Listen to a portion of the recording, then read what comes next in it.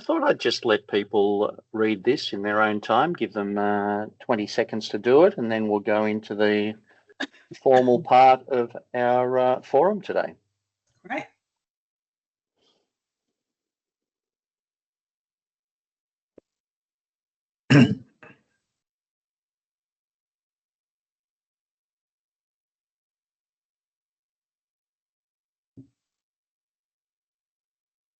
Excellent. So we've got 41 on today for R-Spec, which is pretty cool.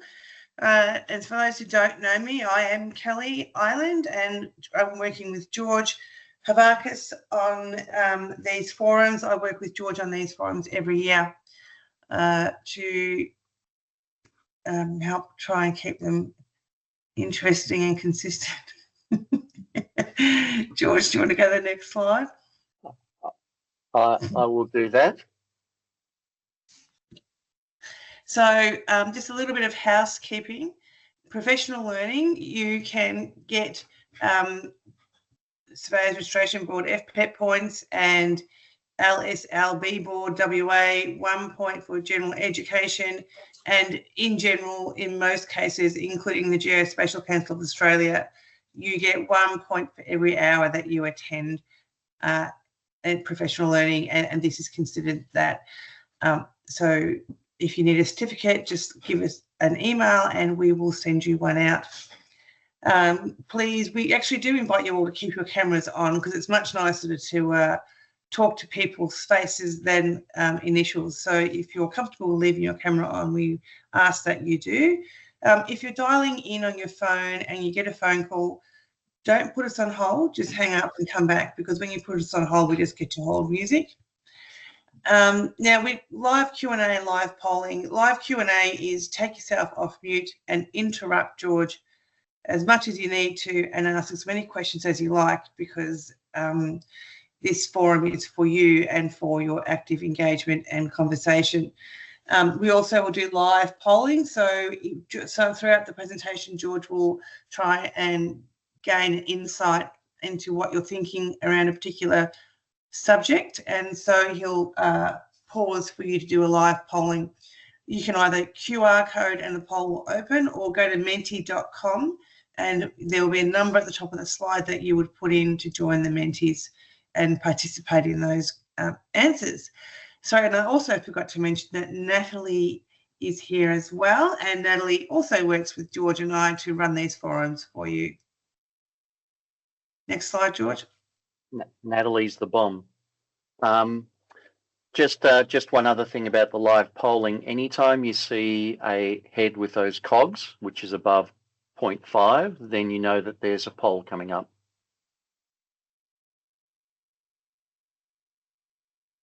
So in this forum, we'll do the what's so right now. So George will clarify and interpret some parts of the specs. He'll give you some tips. And we will invite some of our community members to share their experiences with the particular spec, and then we'll talk about what's next and where to now in terms of where the specs are going and what to expect next week and also subsequent weeks for the rest of the series.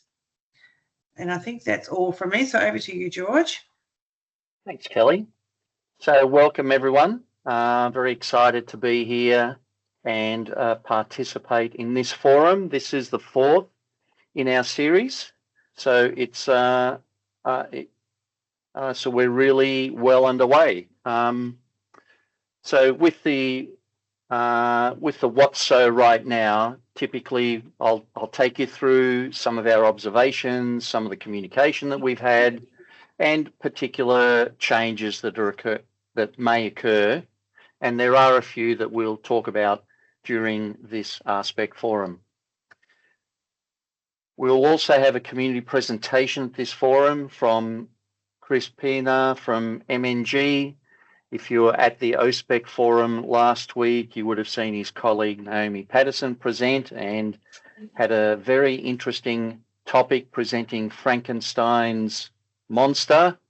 I think that's how she described A-SPEC, the spec that keeps on giving or keeps on building.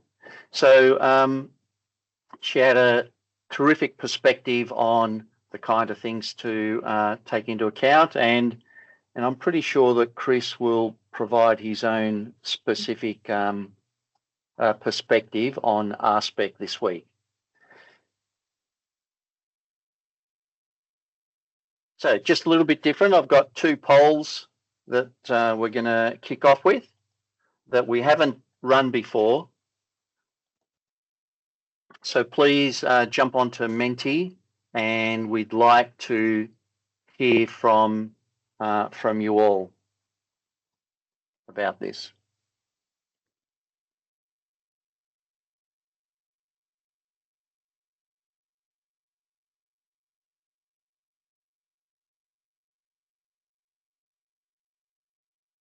I did come across a submission the other day that was prior to 2019, which I thought was pretty interesting, and that really came back to that consultant hadn't been in touch with A-SPEC for some time. No problem. It's really just about becoming familiar with what the client's requirements are, but typically it's either 2019 or 2023, and by now we should have the predominant version of 2023 being the supplied format. If you are not providing either of these formats, just put into the chat, and happy to see what other people are doing around A-SPEC. Okay, so the next, thank you. So that's 9 responses so far. I'll leave it on for another 10 seconds or 10 to 20 seconds so that we can get a few more people responding. It'll be great.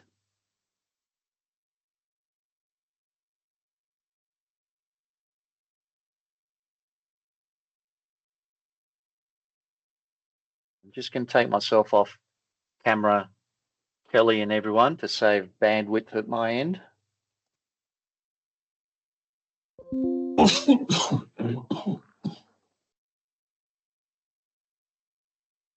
Okay, so this one is aimed at the asset owner. So the previous one was aimed at the data creators, typically the consulting industry. This one is aimed for the asset owners. If you are a council or other authority, please list what version you are requesting your data in, please.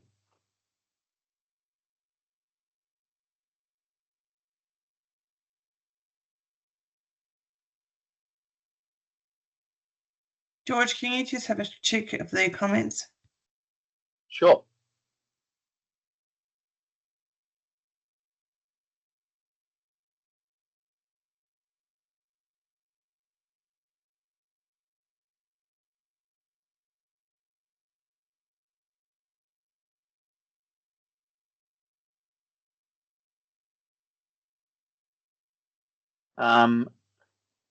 Raji, if you could type in a bit more about that, I'm not quite getting your point, and I'll cover it off.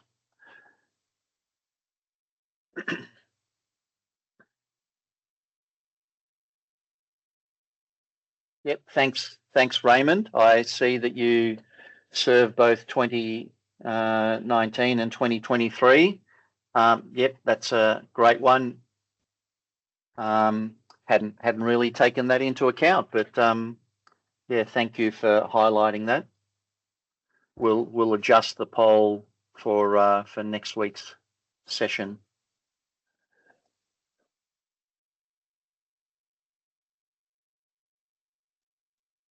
Okay, so this is what we've been doing since our last forum. So if you've been to our other forums, you'll see that this is fairly consistent, so that we can cover what's specific to the specification that we're talking about. What is common across all of the specifications is that we've updated the sample data and the codes. There's a lot of conversation around codes in our forums because this is an area that can be a bit of a trap. We're always advocating on the importance of data governance and the benefits, and governance in general, and I've expanded the session on governance today. Last week I spoke a bit about the capital works process because there was a request for that. For today, I've expanded that to go into more detail.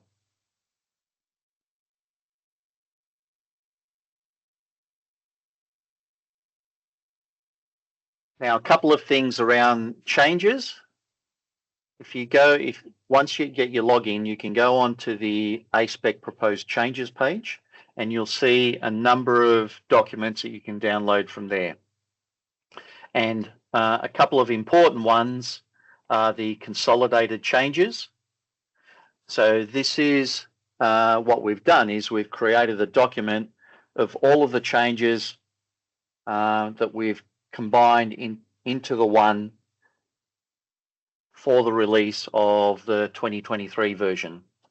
What we found after that was, as people were starting to get into the 2023 version, there were a number of anomalies that they found, and these have been communicated back to us. So we put out an addendum, and that can be downloaded from the web page as well.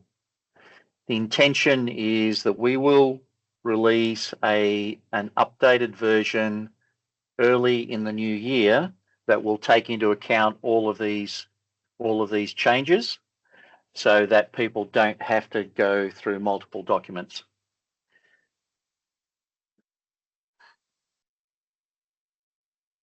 Okay, so let's start with the codes. Again, if you've been to other forums, you would have seen this code generator. So why are we doing this? Well, firstly, we're committed to empowering the community through crowdsourcing so that you don't have to wait to get a code. We know that this is a time saver, and not only time, but effort around generating new codes, either for the council or the asset owner or for the data creator. So we had a third objective, but I've now parked that, and you'll hear when I'm going to play a short clip about how this code list dashboard works. And we've now got a prototype up on the website that we're in test mode on. So that will be available to everyone shortly to use. So our objective will talk about, we want to remove C comment as a code. However, following a number of conversations with the community, it's our position that in the short to medium term, C comment will still be a valid code. However, what we request is that you use the code generating tool and you put it into the comments field rather than just a statement of what it might be. So I'm going to play this video now. If Kelly, if you could give me a thumbs up if you can hear the voice or hear the sound, please. Here we go.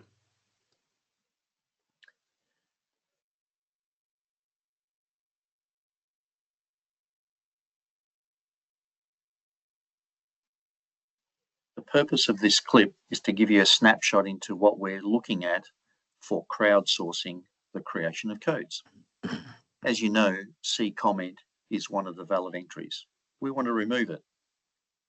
In doing that, we also want to give the community an opportunity to create the codes when they need them. So this is how it would work. You search for a code list. I've selected my code list. I'm looking at all of the different options that are available.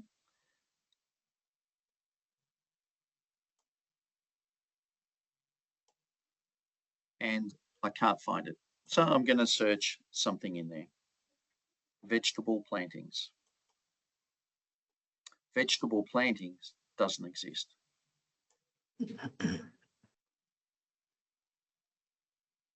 By selecting this, it automatically reads the description and at the same time gives me a couple of options. I'm going to pick one of them, and it's based on this criteria highlighted below. I pick one of them I put in my username or user ID, and this is so that we can have an indication of where the activity is coming from. And we add a code to a code list. We continue. I now have the option to add more. I'm going to select make more changes. I go back to the start. I'm going to search for a different code, access point material.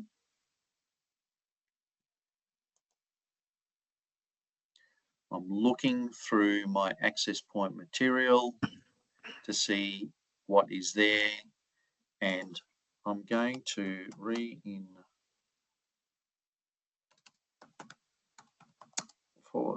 concrete, and by typing that in, I can see all of the options that I've got for reinforced concrete. I know that RC already exists, so I'm going to select RC1. This automatically adds it to the code list.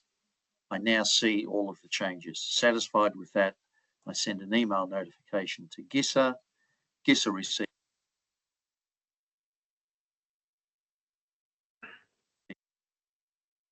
an email with these changes.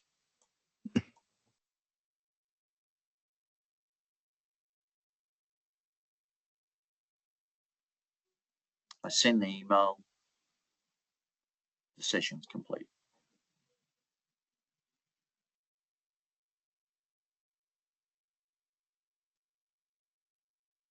Okay, so very simply, that's how the program has been designed to operate. Now, the couple of questions came up post the forum last week about the increasing number of codes and the potential for delays until they are recognized in the validation tools in the market. Again, what I want to reiterate is that by using C comment, there will not be a delay. And if the code that is being proposed does not pass the rules or has created a conflict, then we'll communicate directly with the creator of the code and also the organization that it went to so that that can be rectified. So that's our intention of how this is going to work. If you have any comments, please don't hesitate to put into the chat or pop yourself off mute and talk to me. Okay, each week I've been doing, as I've been doing my preparation for each session, I've reviewed the video of last year's forum. So I thought I would spend just a little bit of time recapping a few of the conversations.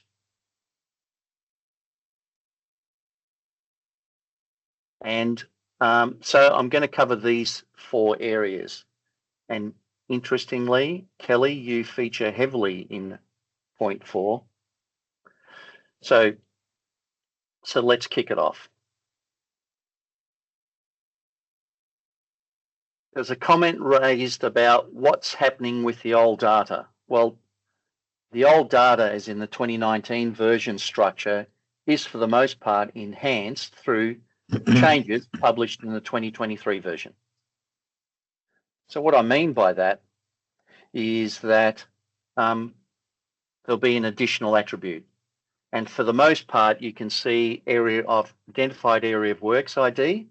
This attribute has been the main attribute that's been added to every specification, to every table in every specification. The other way that this would occur is when we have a new asset class. So things like hard stands. So if you are using the old version, there is no opportunity for you to capture data about hard stands. So please take that into account. Now, if you don't have hard stands, no problem. At some point in time, you may come across them. And there was overall across the specs, there was about 5 asset classes, 5 new asset classes that were created. The second topic, and I love this conversation from last year, was talking about surface polygons. And to recap, the conversation revolved around what's required to be captured, and there was a number of valid points raised. So overall, it was clear that there are different approaches by councils, and that's okay, and data creators were after some guidance. So I'm going to present from an A-SPEC perspective what my research and understanding of council requirements is. And I've summarised them into these 4 points. Point 2, when we were defining these requirements, I often speak to asset owners about what they need to be able to manage a particular asset. So in this particular case, it was outlined to me by asset managers that if there was only one requirement, if there was only a requirement to repair the area defined as parking in between the curb and the surface, then that's what the council would work on. They do not record it as a combined surface area between 1 and 2 or 2 and 3 or 1, 2 and 3 because of that curb or channel that separates them.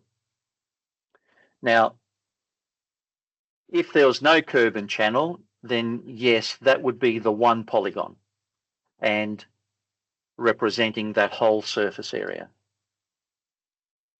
So you can see that I've got a cog here.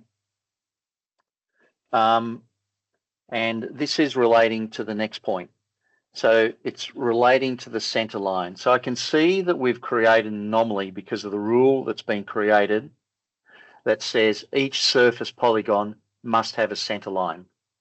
And this was raised last week, it was raised last year about the value of center lines and how do we do them so that there is actually value in the center line. So we propose an additional attribute that indicates if it is part of the trafficable part of the road or not. So it'll be something like, we'll call it roadway, and the response will be a yes/no field. Nothing to measure other than a yes/no, so that we can cover these kind of scenarios off, which means that when you create a polygon for either 1 or 3 separated out by that curb or channel, then there's no requirement for a center line. So I've created a poll for this, and I request that everyone who has an interest in this, please respond to this poll.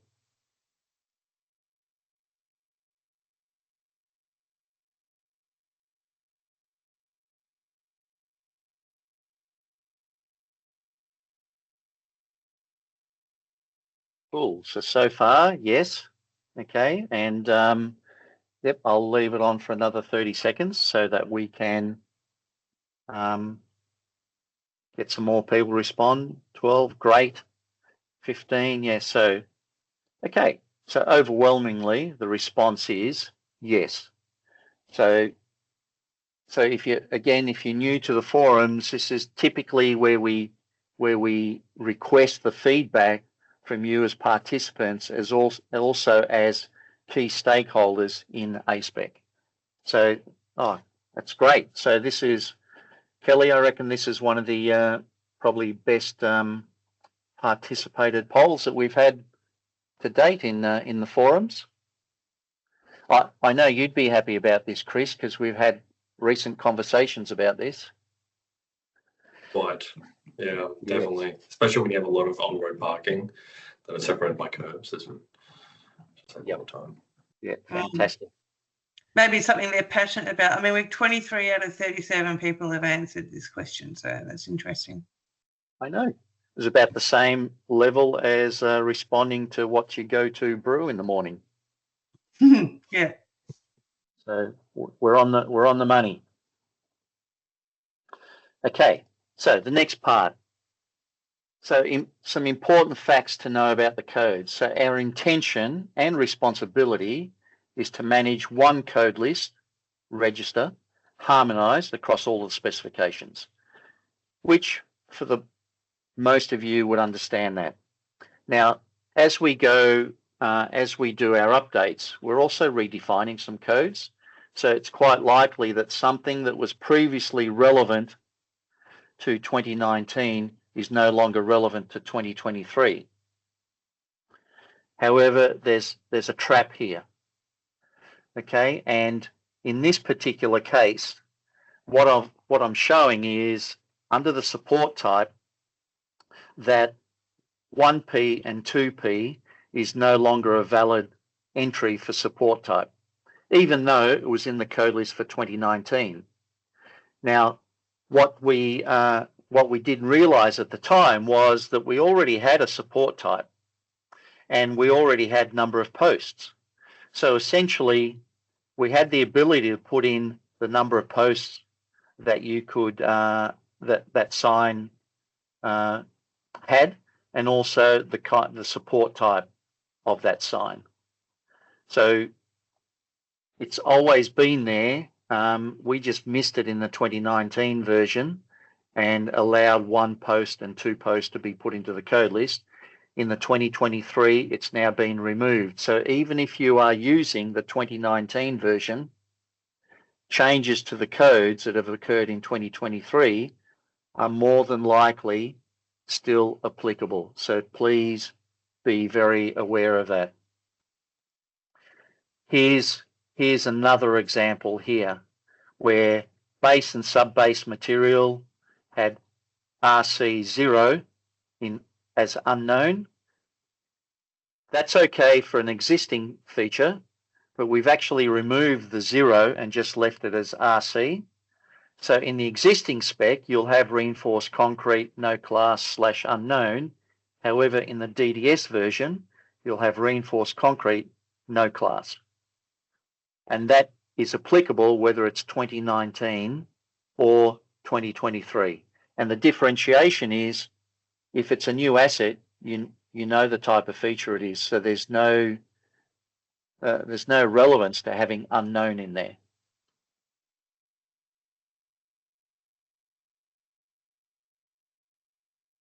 Okay, so let's have a little bit of fun. So another point that I picked up, what does GISA stand for? So there's no poll to this. I wasn't brave enough to create a poll. So I thought I would just get people to respond into the chat. George is special. Well, we know that. GISA, all your work. GIS Services Australia, GIS Solutions Australia, GIS Solutions Australasia. I don't know, what do people think? So that just put it into the chat, 1, 2, 3, 4, or 5, and then I'll give you a brief as to how GISA came about.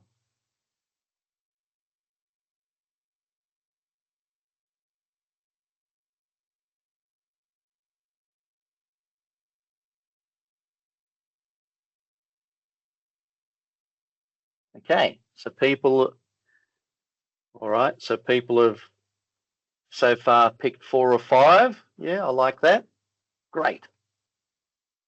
Okay, still key. I'll give you a few. Oh, that's interesting. Okay, so GIS Solutions Australia or GIS Solutions Australasia. Okay, so in 1994, I was part of a joint venture business that we created called GIS Solutions Australia, and we dubbed it GISA. In early 2000s, we wound up that joint venture, and then a bit after that, I think about 2007, maybe 2008, we were looking for a new to change our business name because we were operating under the business of Workforce Solutions because we had a strong recruitment business at that time. So we wanted to change from Workforce Solutions, so we then adopted GISA. So GISA is just GISA, doesn't stand for anything other than maybe GISA all your work. So it's just it's not an acronym for anything right now. So thank you to everybody who contributed to that.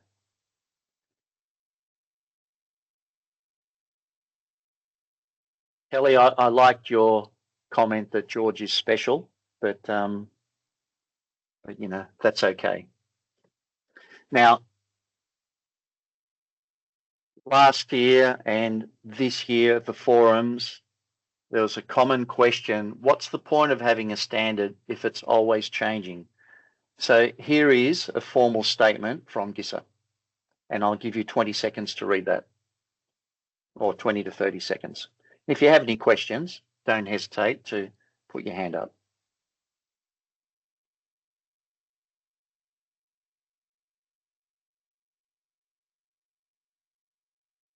Okay, Raji, while people are filling that in, Raji, thank you very much for outlining that.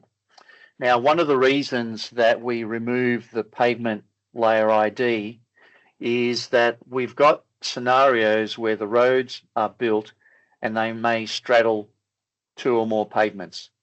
So we weren't going to have a pavement ID for those 2. What we have is the surface layer is independent of the pavement, as is the pavement independent of the surface layer. So where there is commonality around that, then in the newer estates we're seeing where the surface layer pretty much follows, is aligned with the pavement layer and the segments are aligned. Yeah, that's great. It will not be the case where you may have a pavement that is reinforced and straddles 2 surface polygons. So Raji, by all means, don't hesitate to use the pavement ID in your schema for your system. However, it will not be brought back into the A-SPEC schema for R-Spec. And if that's the only thing that's holding you from 2023, then I request you consider moving across to 2023. Happy to also take this offline if you want to talk about it further. But that's GISA's position at the moment. Now, regards this particular statement, the previous release of A-SPEC publications was 2019. And then we had the 2023 release. Now, in between, it's not a common practice that we will add in attributes unless we're trying to differentiate things to make the deliverable better. It's not a wholesale activity that we do. However, what we do is update the codes because there's new features. There's new practices that occur, and we want to maintain we want to create a future-proof specification that takes into account those changes.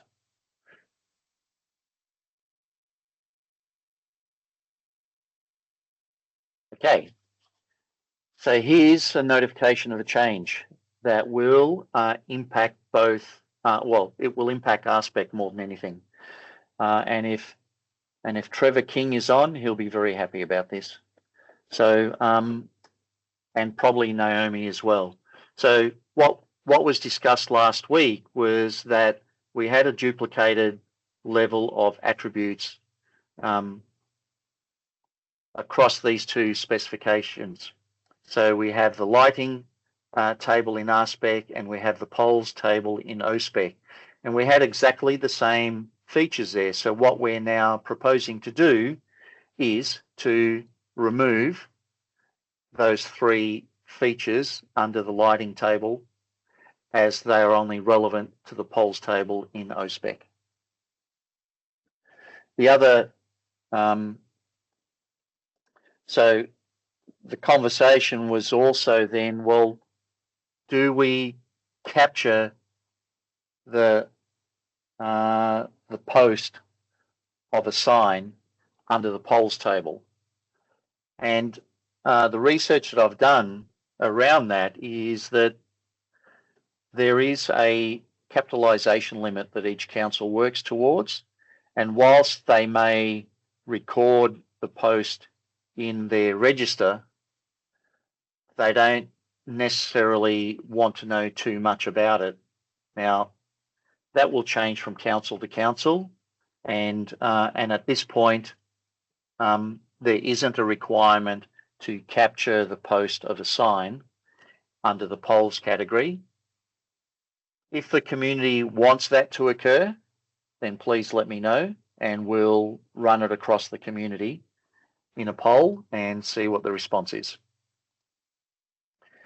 Now, there is going to be a proposed change to the signs table, and that is there was a poll taken last year around the post height. So now this will be included, as well as the total height of the sign placard that is in the spec.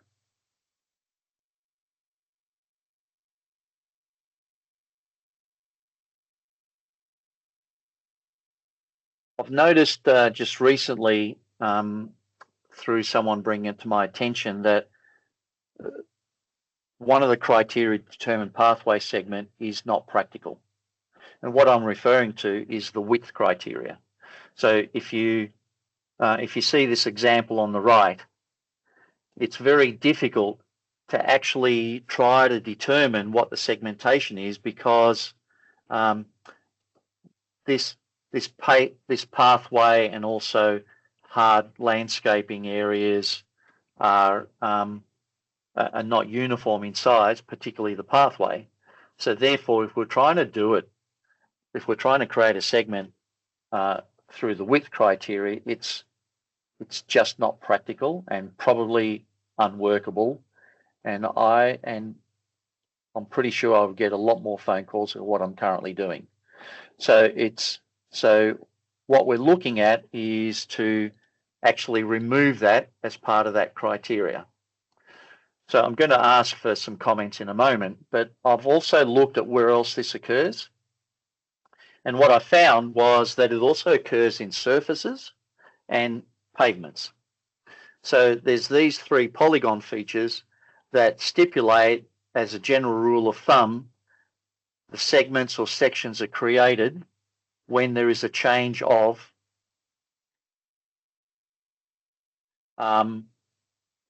so we're proposing to remove width as part of this criteria.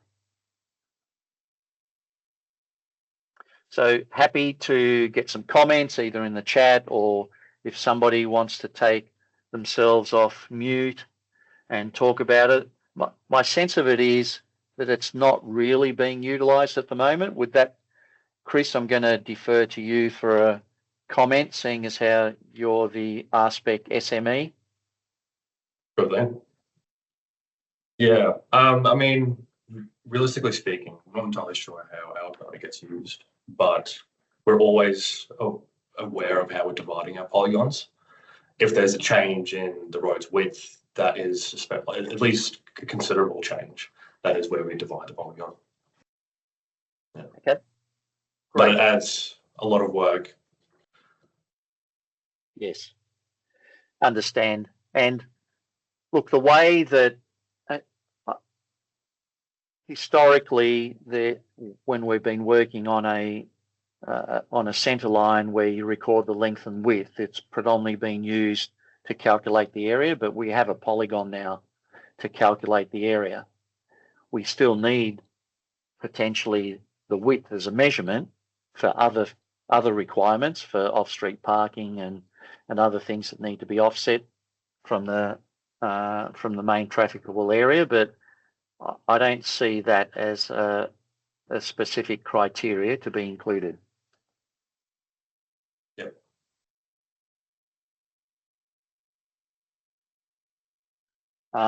Now, I'm just responding to two messages. Raji, thank you for responding to that.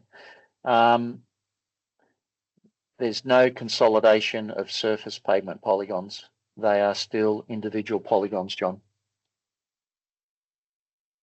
No, what I was meaning was, if we're not separating, say, surface polygons, for example, by when there's a change in width, say when there's a change in width of the surface, just be having one polygon all the way through rather than one polygon for one surface width and another polygon for another surface width. So I'm not combining surface and pavement polygons, keeping them separate, but just not consolidating them with a change in width. Yeah, look, I would do that, and I'd be happy for anyone from a council to tell us how they manage that. So please feel free to jump on and just make a statement around that.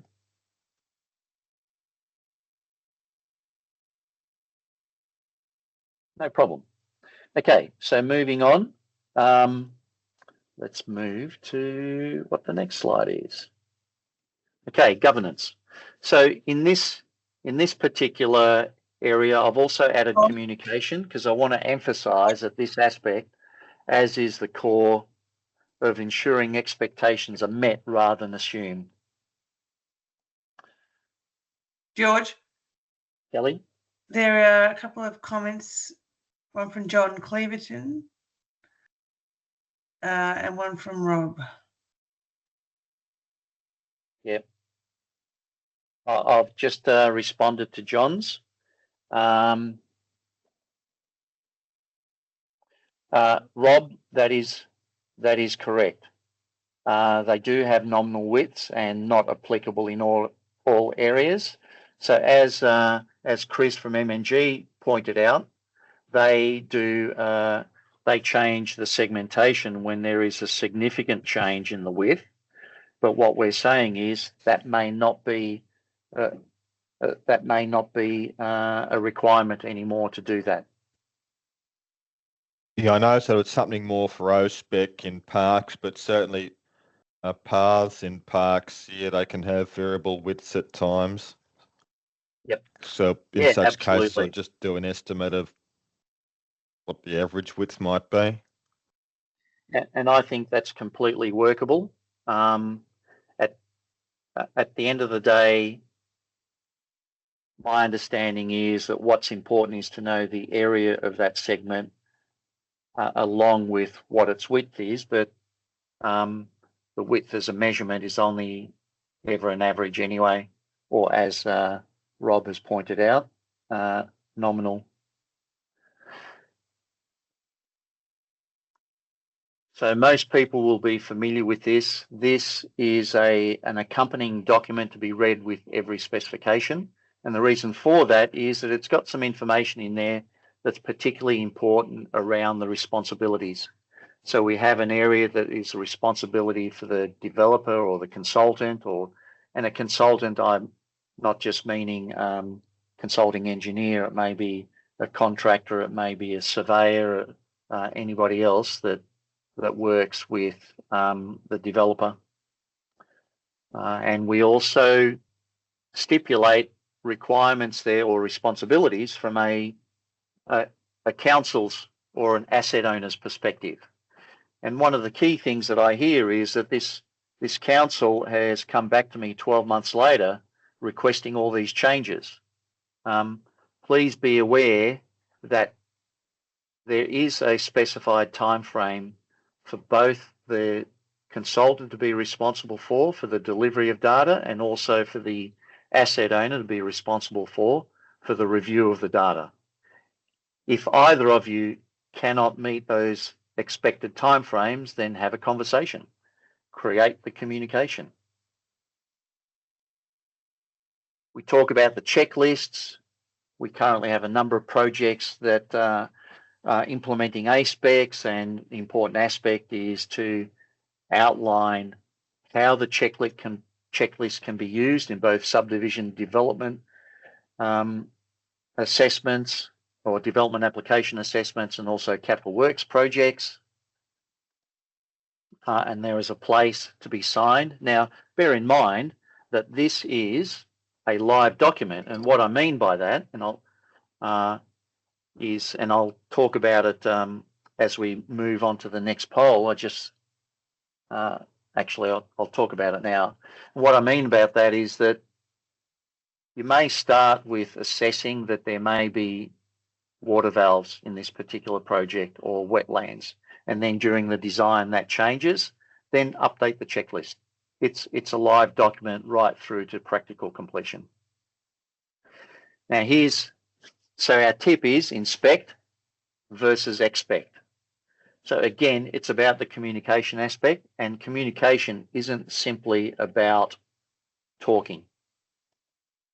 So in this particular instance, you can see that the consultant has checked a number of boxes, and we found this really valuable because we don't want to leave things to chance.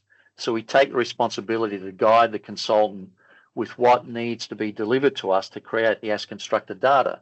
So as you can see on the right, it's quite a complex project, and we don't want to have to sift through the drawings to try to identify the assets.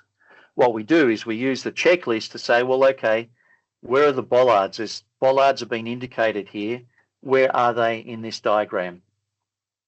And that way we can use it for the benefit of checking the deliverable as well as checking what needs to be provided as a deliverable. So have you used this checklist before? We've been running this poll for the last couple of years. Last year's result was an emphatic no. I'm interested to see how many are, yay.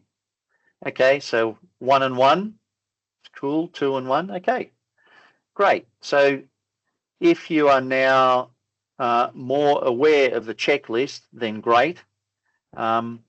If you want to know more details about how you could utilize it, don't hesitate to contact us. You can always communicate to us through info@gisa.com.au.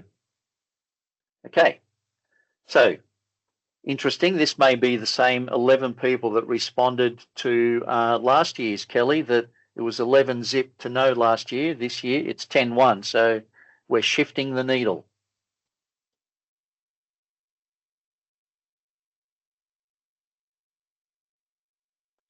Okay, in this particular instance, there's the quality assurance aspect, and there's still concerns about what am I getting? Have all the changes been captured? Council is paid to identify changes, to sign off on construction. Now, at the end of the day, whatever the process is whatever the process is. From an A-SPEC perspective, we're providing the opportunity for the organisation that is providing the data to collate what changes may have occurred, whether it's, in this case, bollard not installed, or material has been changed. So those sorts of things, rather than relying on somebody to sift through an invoice or other documents, then bring it up front. It makes it easier to validate the data. Chris, I'm just giving you a heads up that we had you scheduled at 10:50, but I'm going to go over that by about 5 minutes. So you won't have to shorten your presentation. Okay, so first off, we say identify what the project is. All right, so resurfacing, fairly straightforward. We're talking about an asset that's already existing, so it's really don't have to do anything about the location, only need to complete a form, typically recording the changes, right? So that's fairly straightforward. What I'm seeing is that councils are now mostly have forms to be completed. So I think that part is pretty clear. What I'm trying to differentiate here is when do you apply the full A-SPEC process and when do you apply part of it? So part of it is updating the attributes only. The full process is capture the location and the attributes of the new assets. Now I'm going to go into more detail. As I said, last week I left it at that. This week, so we know that this is the typical capital works process, but we also know and I've seen that rarely is there a budget line item for ASCON data capture. If there's one change that you make, I request that you include that as a budget line item in your RFTs and RFQs. Here's our recommended approach for asset handover. Now, we talk about 3 phases: the project assessment, the build and delivery, the sign off and handover, and things to address. And yes, and did I mention communication? A critical element of ensuring that people understand. So I'm going to go into more detail now to show you what a typical workflow may look like. So some of you may have this kind of workflow. We work on creating swim lanes with the clients, and in this particular case, we're talking about the specific responsibilities, interactions, and requirements. So you'll see that what I've got circled are indications of communicating that there's an A-SPEC requirement. So you'll see A-SPEC logos. It doesn't mean that there's something to do. It may mean communicating there's a requirement to trigger, well, what's that requirement? So there's that aspect of it right up front, linking it to the project management office or the project management framework. The next part is what happens during the assessment phase. So you can see that it gets linked to the RFQ, RFT, and there are other tasks there, right through to making sure that at practical completion that the ASCONs are provided. I know that everyone gets ASCONs, but the quality and the type of ASCONs varies. With A-SPEC, it doesn't vary, as you know. So the next phase is addressing data compliance, and what I want to point you towards is these circles here. There's a hold point here. So rather than there's a site inspection, automatically goes to DLP, start factoring in that there's a data requirement. Now, in my experience, I've not seen this to hold up the process because there's some other strategies that you can put in place, particularly for the new kids on the block. But essentially, we're tying in asset management area to make sure that they've got everything they need to then be able to forward on to finance so capitalization can occur. So that's it in a nutshell. So other activities we've talked about, Digital Hive being a partnership that we've created. We also have spoken about the GDV Hub, which is a joint venture activity with One Spatial via our Digital Hive vehicle. So just some history, a few slides before I kick into you, Chris. So essentially, this is where it all began. So it started off as a data capture exercise to deliver some stormwater drainage data. And from that, we were able to create our very first specification with 4 subscribers to it. Now we have more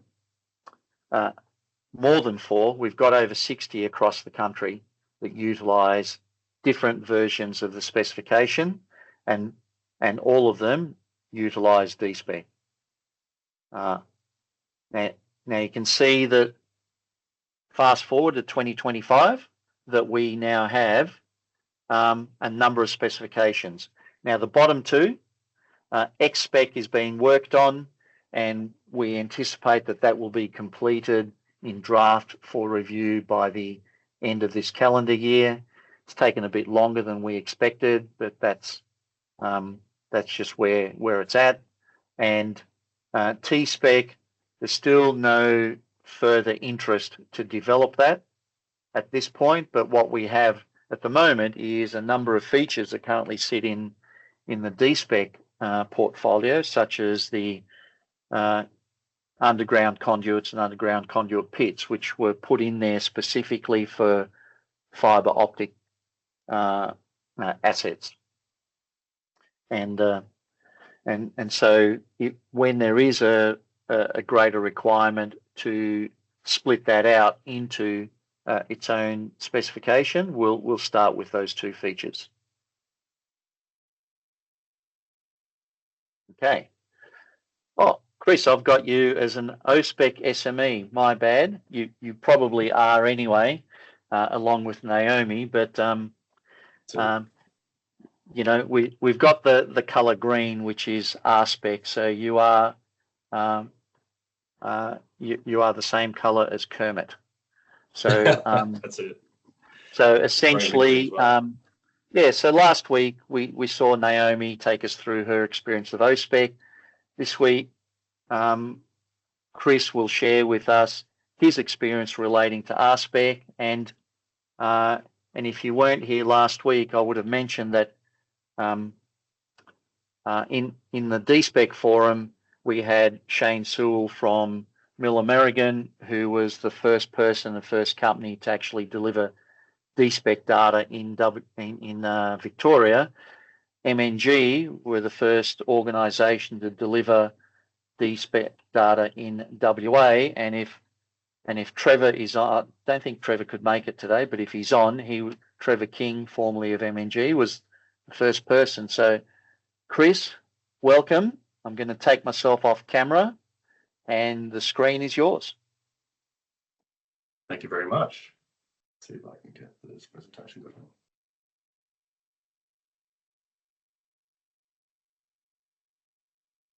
Well, I'll introduce myself while this loads. Good morning, everybody. My name is Chris Pienaar. I'm working at MNG. My official title is Survey Draftsperson, and I've been working here for about 3 years now. So a bit of context, started as a surveyor, worked for about 8 months, and then I got roped into coming into the office to draft. And they threw this gigantic manual in front of me called R-Spec, and the rest is history. For the most part, MNG works in land development. So we work from start to finish when it comes to subdivisions, meaning that we are involved in the entire process. So on average, over a 3-month period, we deliver about 100 A-SPEC deliverables across R, O, and D-SPEC, which is a lot. Interesting that this PowerPoint's not loading. Give me a quick second. Yeah, you're not sharing. There we go. Chris. That should there you go. Beautiful. There we go. Wonderful. So yeah, so MNG delivers about 100 A-SPEC deliverables over a 3-month period on average, and it seems pretty consistent. Now, because we are involved from start to finish in the land development process, all of our quotation on the A-SPEC deliverables is done very early, like before road design is even considered. So this is purely based off a lot number, which makes it very difficult. Roads can change depending if they have a dual carriageway or if they're just a single road. The time taken to do them varies quite a bit. That means that when we get an R-SPEC, we need to make sure that we have all the information we need. And I've got a little handy diagram here to show us. Like the fire triangle, we've got our R-SPEC triangle, meaning we need engineering, all of our base files, PDF plans, our field survey, our eyes and ears out on the ground. They'll be taking ASCON surveys as well as site photos, and then attribute information. And I know everyone is, or for those that who might not know, the surface seal and the pavement layers are probably the most attribute heavy. There's a lot of information you need regarding those layers. I'll show you here. Is a document we have called a R-SPEC return. Because the R-SPEC is so information rich and dense, it's quite hard to be able to just read off a PDF plan to find that information. So what we do is we'll contact a council find their standards and have a discussion with them, and then recreate this document, which is essentially a standard for each council. And then as we start a job, this then gets sent out to the contractor, who will then confirm or make note of any changes to the road makeup, whether that's they've used 45 mil dense grade asphalt this time around instead of the standard 40. Now, with this, some councils do interpret how they want the information provided a little bit differently. With these templates, it completely removes any of the guesswork that we need to suit what a council requires. Now, on to comments, which is the bane of my existence. Information that a council may want about a unique asset that fits the A-SPEC or fits the R-SPEC, like lighting, for example, but it might not provide all the information they might want, like a model number or a model name. We have specific attribute generators, which is essentially just a glorified spreadsheet that we'll use to pick out luminaires and pole numbers and pole IDs. Now, it was brought to my attention last week with Naomi that we provide lighting in the R-Specs, but these are typically Western Power assets. So moving forward, we'll be reviewing these. These are not a council asset, so these won't be provided. But also something a little different that we might do, we draft purely within a CAD package. So meaning we've got a in-house app built within a software called MicroStation, which allows us to create GIS data within MicroStation and then export that data from our drafted file. Now, because we're a survey company, this keeps our drafting process as close to a drafting exercise as possible, what a typical surveyor or draftsperson would do, meaning the learning curve going into it is not as high. You don't have to learn a completely new software. But then again, unfortunately, we aren't GIS specialists. We're surveyors who decided to come to the office, and now we're having to learn how a road is made, what sort of material is used, what sort of additives are used, whether it's red or not. And in the early stages of a road being built, you can barely tell the difference between red asphalt and black asphalt. And that only comes with time. But one of the advantages of having a CAD package is the easy comparison between design data and ASCON data. So I'll show you here. Yeah. So with ease of use, we can reference in both our ASCON and design, and then we can view any differences between what's been put in the ground and what was designed. And I'm not sure if you can see, but there's a picture in the bottom left. The pathway has been deviated to avoid what is a sewer manhole. Now, that's not shown on the design, but that changes the amount of pathway, not considerably, but enough to be visually different. So with that, we can reference in our ASCON. We can also reference in our photos. Photos are very important because we're draftees. It's not very often that we get to go out in the field. And without being on the field, it's very hard to be able to know what's actually been installed. So site photos and ASCON survey allow for us to essentially have a virtual experience of what the site would be. And meaning that the draftees, us, can learn all the A-SPEC standards and then keep our surveyors not bombard them with the specs, because unfortunately, as many would know, the A-SPECs are quite information rich, and it takes a very long time to learn them. Now, I'm not sure how many councils actually use this, but for all of our R-SPEC deliverables, we provide road changes. These are all built from design. So we'll reference in our engineering and we'll take their road center lines. And then from that, we can calculate the changes for our surface hill center lines. Now, if you've got a R-Spec that's built on an existing road, let's say a section's been resurfaced, then it's very unlikely that the engineering will have. It's very unlikely that the engineering will have the full centre line of the road, which means you'll have an inaccurate change essentially. Good tip, Data WA. If you ever want GIS data that you can use, a lot of it's free, some of it's paid, but they've got centre lines, CAD boundaries, anything you would really need to be able to support you in this drafting exercise.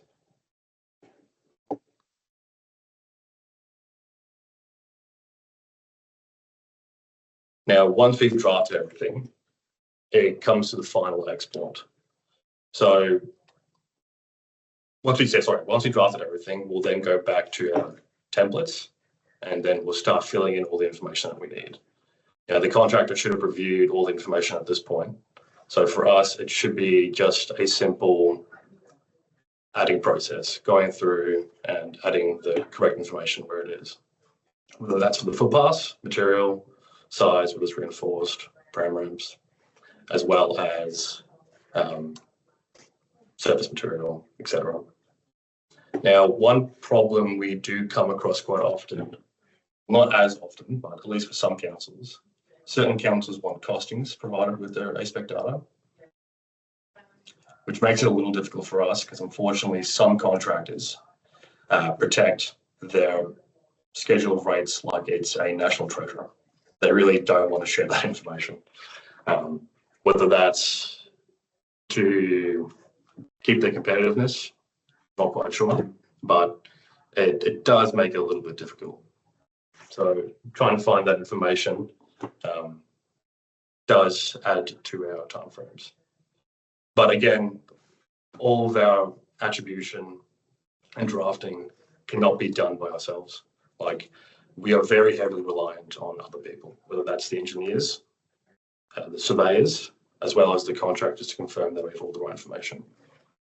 It's easy enough to get the surveyors to go out to field and compare design to ASCON visually, but knowing the makeup, the thickness of the surface hill and the thickness of the subbase is very difficult to do by ourselves. So we're very reliant on our contractors, and we're very thankful that most of them do want to work with us. So once we've drafted everything and once all the information's been attributed, typically we'll get peer review, making sure that, because it's a data entry exercise, it's so easy to miss something, human error. When you're doing something pretty mundane as data entry, it can be very taxing, especially on larger jobs. So it is imperative that we review our data and bring it into QGIS. I'm sure everyone's heard of QGIS, but QGIS is a wonderful open source software, open source GIS package. We underutilize it here in M&G. Mostly we use it for CAD extraction, sort of boundaries, for road center line extractions, and then for the final interrogation of the data before we send it out to engineers who then send it out to the councils.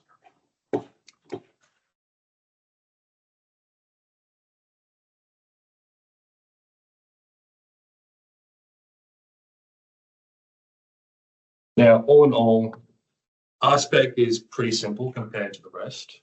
If you have a look at an O-Spec, there's all sorts of landscaping. Now, with R-Spec, luckily, we work stage to stage.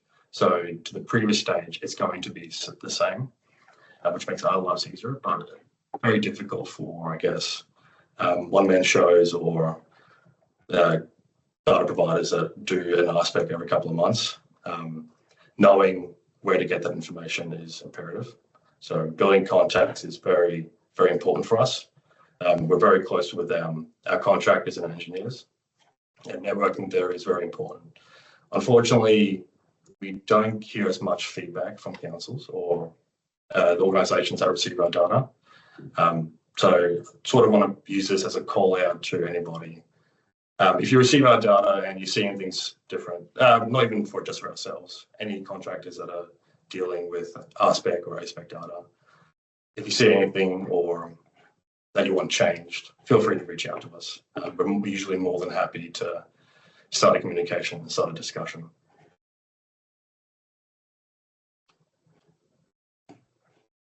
Also, we are a reseller of Posi. I won't go into it too much, but if you guys do have any questions, and we'll probably save this for after the fact, but feel free to reach out to me. I'm not too knowledgeable about it, but I can put you in touch with the correct people if you want to know about it. And I think that is all from me. Thank you. Yeah, that's great. Thanks, Chris, for that. And that's a bit of a coup picking up Posi. They're pretty well regarded in Victoria. So yeah, well done. Now, couple of things I picked up from your presentation. Sure. One is a fun fact. When I first developed D-SPEC, I was using MicroStation, and I was actually called into Wyndham City Council as a MicroStation expert because their tech officer had resigned 18 months earlier and wanted to do some data capture. So that led into D-SPEC being created.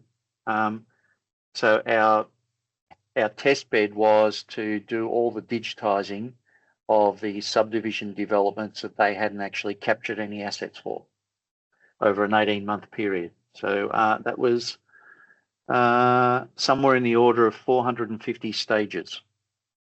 Yep. So we learned how to digitize fairly efficiently after that. Yeah. But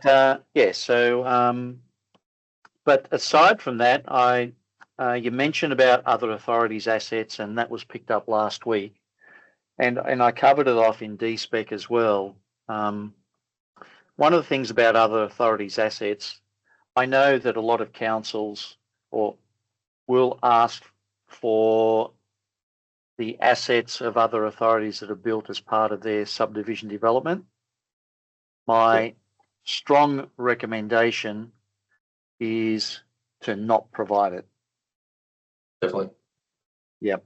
So and for the asset owners out there that might be a bit triggered by that comment, there's a couple of things around that.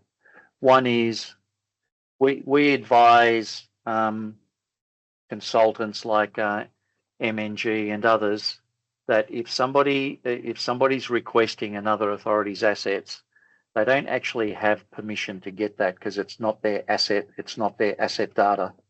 So if you want to get that, speak to the other authority, enter into a data exchange agreement, and ask for that data to be provided that way. That's number one. Number two, I've seen examples where other authorities' assets have been captured, and we did a review with the council many years ago that had done a data capture exercise and of their stormwater data in particular, not roads in this instance, but so they had captured about 40 kilometres of stormwater pipes with a pipe type of MWC. Having previously worked at the organisation MWC, Melbourne Water Corporation, I knew pretty much that they had captured another authority's assets and unknowingly entered them into their asset register and valued them and started providing advice about what work could be done around those assets. So that's the extreme that can occur. Yeah. But aside from that, any questions for Chris?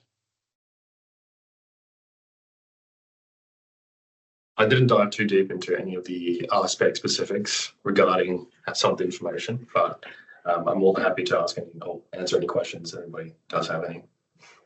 Yep. If there was one tip while people are thinking of their questions, Chris, if there was one tip that you could give people about R-Spec, what would that be? That's a fantastic question. What would it be? My goodness. Before you start anything, make sure you have all the information required. I think, at least from a data provider standpoint.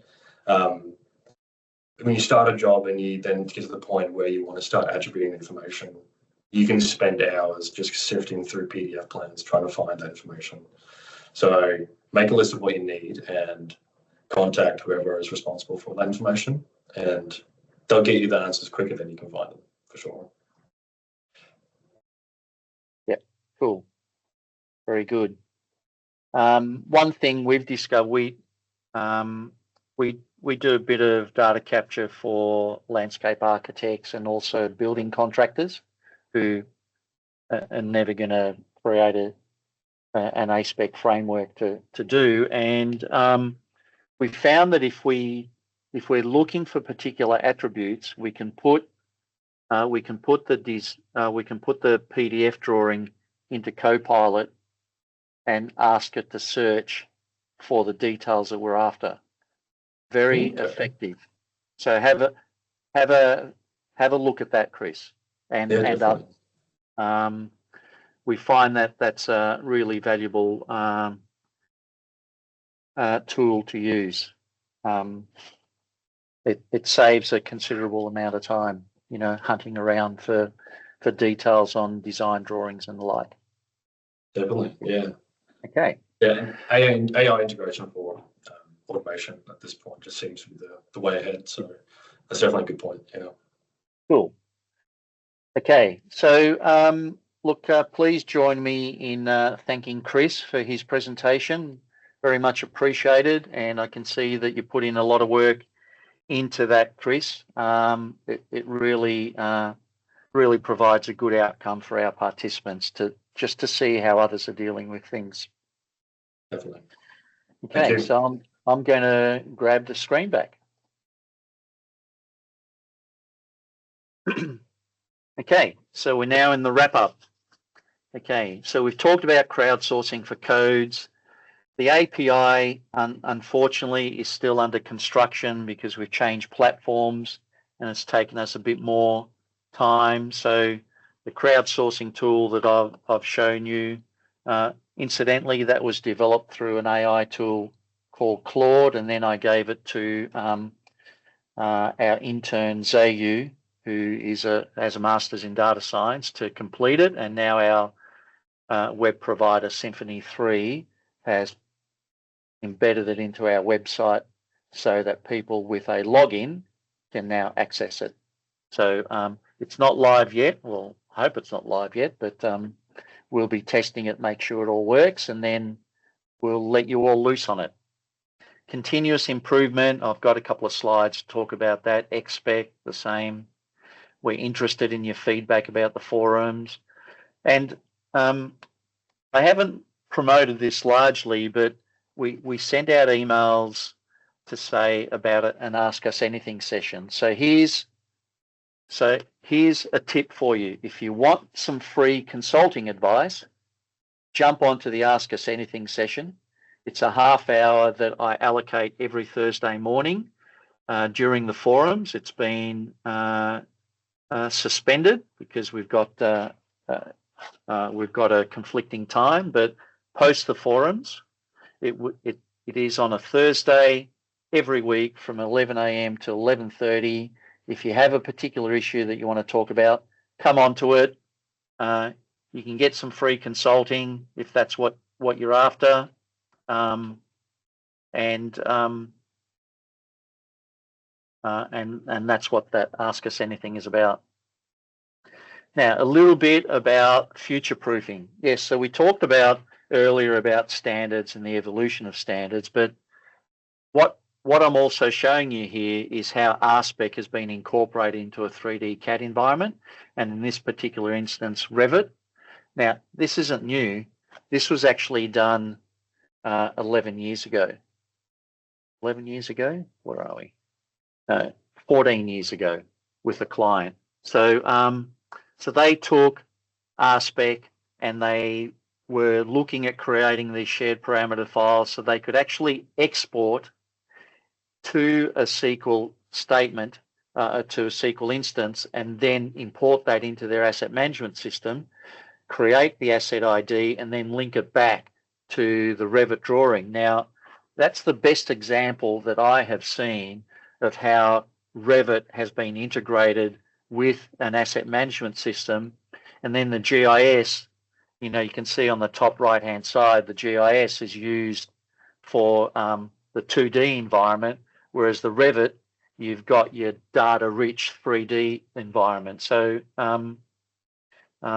you know, by all means, you know, start looking at whether that's something that would be of interest to you. But that's, we already know that A-SPEC is easily incorporated into Revit and schedules created and the like. Okay, now some background for people who are non-council workers, but the council officers will certainly know about this. I've given you some snapshots of Auditor General reports, and I've highlighted some particular areas. Now, this goes back to earlier than like the New Zealand one goes back to 2014, but you can see a consistent theme.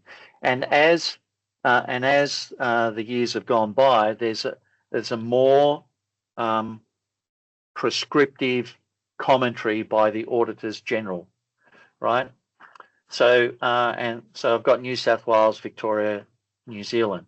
Now this bottom table that you can see on the bottom left-hand side, Victorian Auditor General's Office, that was a really interesting one because when I first saw their report, it showed that 24 councils who had been audited had reported that they had found assets. So at that point, it was 149 million. The following year, a larger number of councils, 175 million. The following year again, more councils, a greater number of assets had been found, and we can see that with the importance of data, particularly from a valuation perspective and for a renewals perspective, there's a lot of emphasis placed on data, and that's the gap that A-SPEC has been aimed at, and that's why we focus a lot on asset management, and there is a lot of data there, and we're always looking at what is going to make it a more effective process. Capturing less data is not necessarily the most effective way to do it unless it doesn't actually benefit an organization for what its compliance requirements are.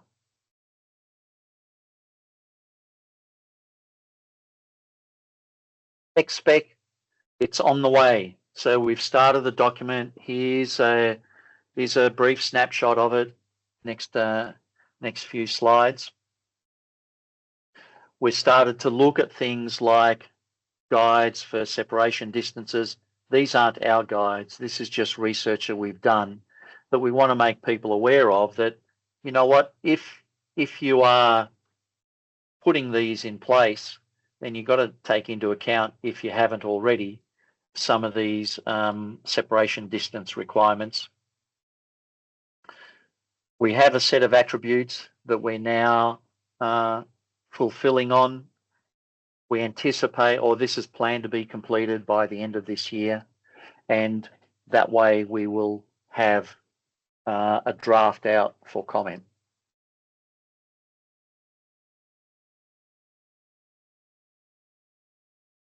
In terms of the cost for A-SPEC, there will be no cost for A-SPEC. It's a complementary specification. So if you are a subscriber, then you will get access to A-SPEC. If you are not a subscriber, you will not get access to A-SPEC.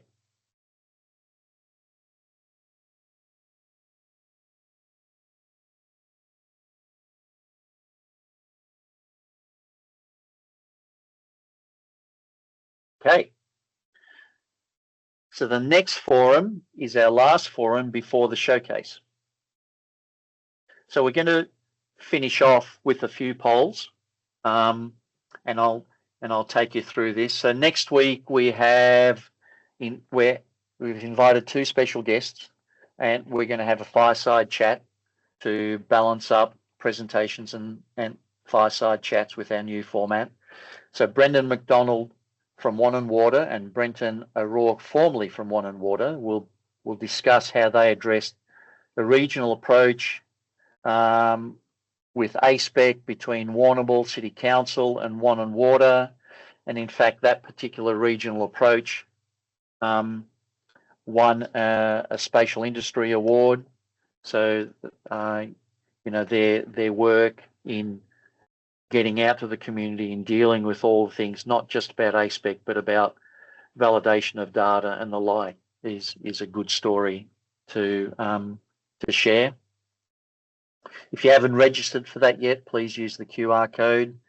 Typically, we have a few people from the BD, O&R forums attending the S&W spec.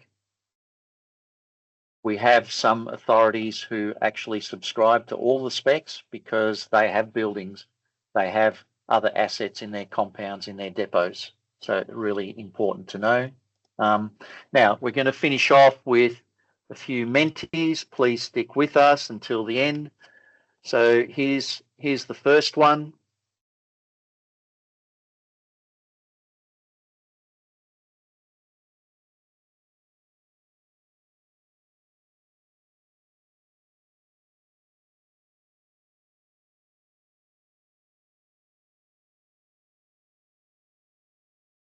Don't be shy. Look out. In my experience, people will get what they need to get out of these presentations. What's important for us is what you want to get out of the presentations as much as how we come across in delivering the material. So that's a really valuable insight for us to gain, and we can do that from this presentation. So if you think that the style of presentation could do with some work, or you want a different style, different approach, that's the kind of feedback that we're interested in. You can't put it in here in these polls, but you are more than welcome to put it into the chat, please, because that's really important. I'll move to the next one. So this will be open when you log in to the Menti. So this next one is all about Chris.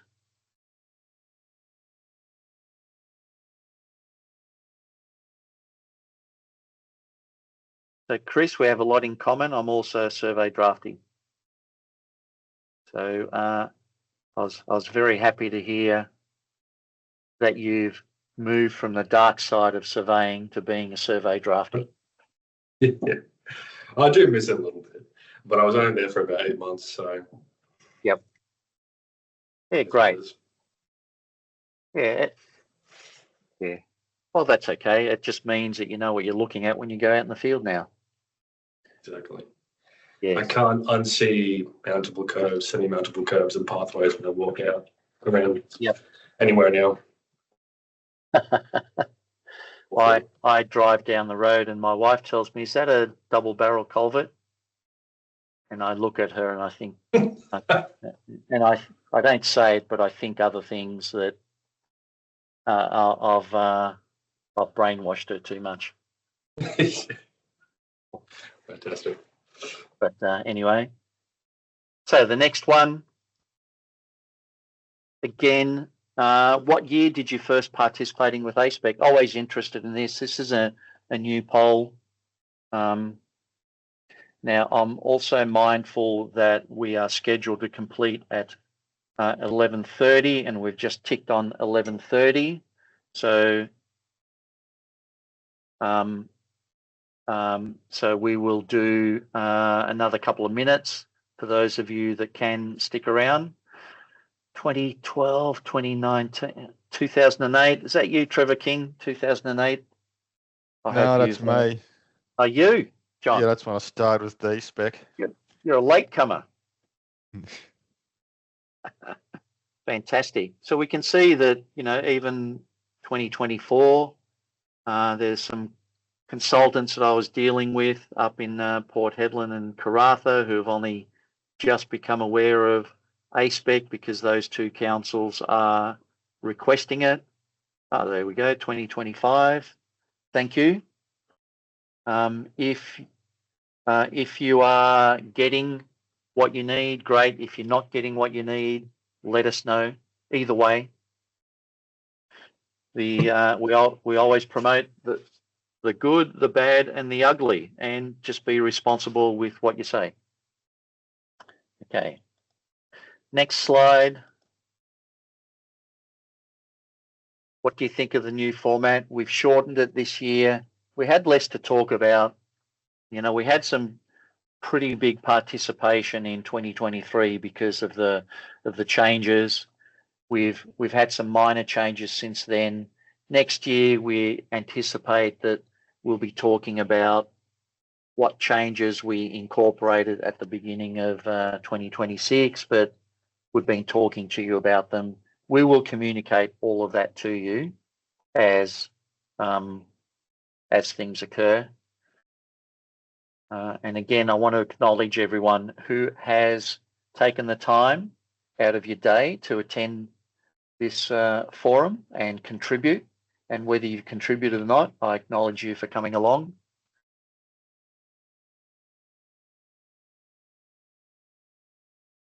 Okay, this is the last one. What additional areas would you like discussed in the upcoming forums? Well, there's only one to go before the showcase. The showcase will be a wrap up of what are some of the things that we've identified and the key things to look out for. The showcase is also shortened from 3 hours to 2 hours, and we've got 3 presentations happening. One will be a fireside chat with a consultant, Fergal Coleman, to talk about AI. Another one will be a presentation by James Mant from a company called Sparrow AI.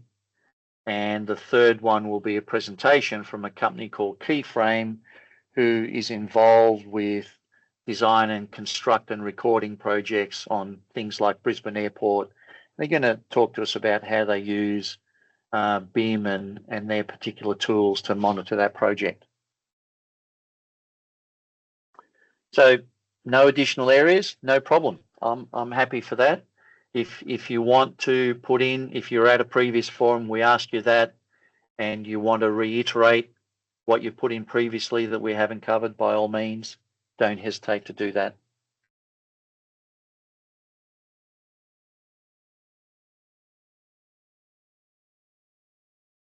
Okay, so again, thank you.